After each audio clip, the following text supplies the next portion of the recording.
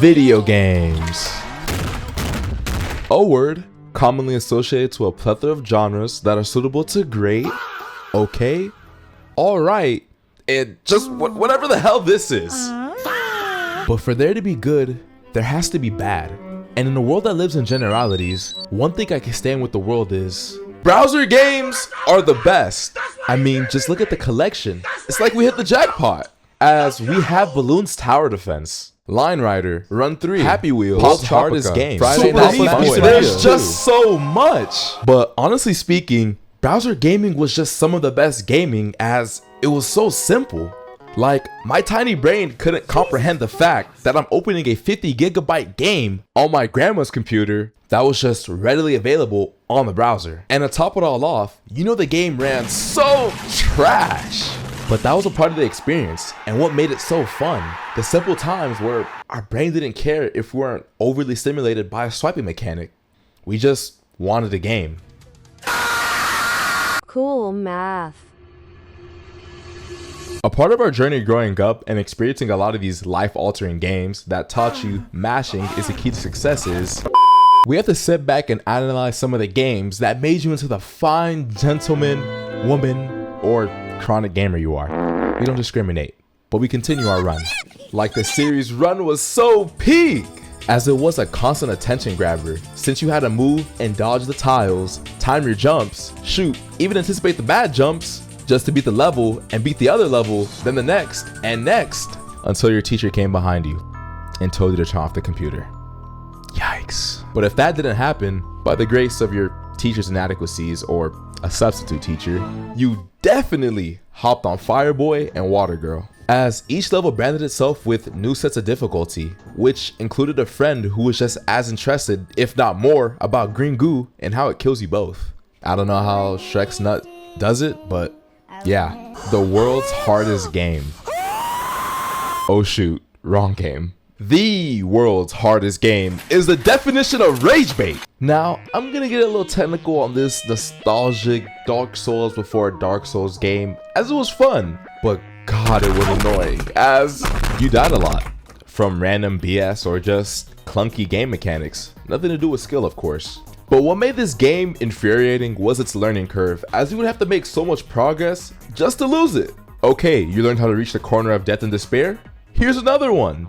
Oh, you finished that too? Wow, here's an even harder one. Then it gets to the point where they amp up the levels to Happy Wheels difficulty, which is just wait.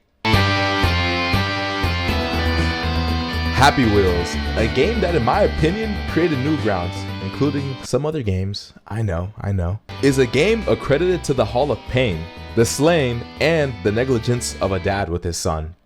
God, I love this game, as it was just a fresh air of blood, and just things that weren't right. You know you weren't allowed to play this game, and guess what you did? You played it. You kept on resetting, retrying, sacrifice someone's, with the goal in mind to finish the level, if that was even possible, or just rage. Truly, Happy Wheels, if I had to rake it, would go on a tier of its own for being gaming's funniest, most dumbest random game of all time. If Newgrounds didn't host Henry Stickmin, as this game has some of the most intriguing storyline of all time. Which makes no sense, cause the main character can't even talk. Besides his groans and a few falcon kicks, Henry Stickmin was just the perfect game.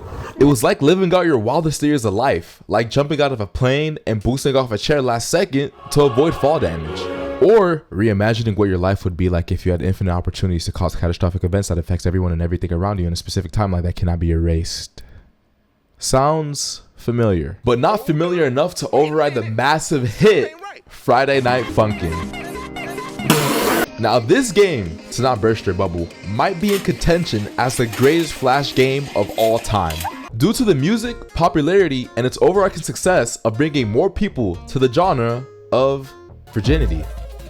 A genre I'm really good at because I'm able to do this. But in all seriousness, even though most of this game's funnel is through the downloadable version that everyone and their mother plays, its origins and the unending support it receives on the Newgrounds website will undoubtedly put this game in legendary status. And look, before y'all scold me in the comments for saying, how is this game in legendary status? Or just fry me alive for missing out on your favorite Flash games, I want y'all to know, I didn't play some of your Flash games. I played the regular games, or sometimes crazy games.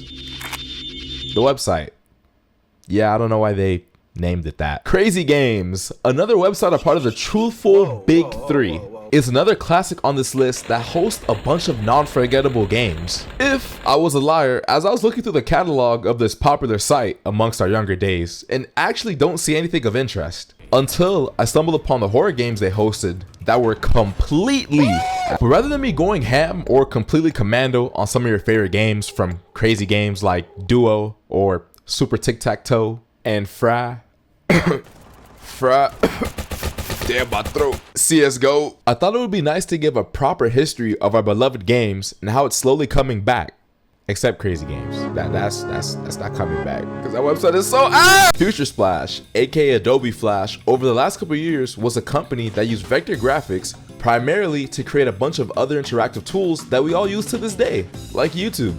Please subscribe. And a bunch of other websites you would have thought that Adobe Flash wouldn't use.